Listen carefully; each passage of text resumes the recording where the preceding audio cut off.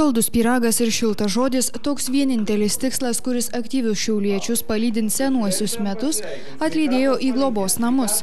Akcijoje dalyvavusi šiaulietė sako, kad nieko nėra geriau, kaip dovanoti vienas kitam gerumą. Žmonėm visiems iš tikrųjų galbūt ta kalėdinė nuotaika dar įtakoja, bet jiems visiems gera yra, jie visi patenkinti čia būdami, patenkinti darbuotojais, patenkinti tuos, kurie juos lanko, nes lanko žmonės ne tik tai kandidatai į savivaldybės tarybos narius, bet ir moksleiviai ir kiti asmenys. Tai iš tikrųjų žmonės yra džiaugsmingi, džiaugiasi tuo ir sako, mes tampame sveikesni, kad jūs mums aplankote. Akcijos dalyviams dalinti vaišes nebuvo sunku.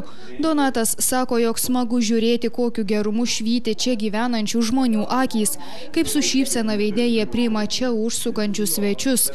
Pripažįstama, kad dėmesys aplinkiniams labai svarbus ir net galėtų būti dar didesnis.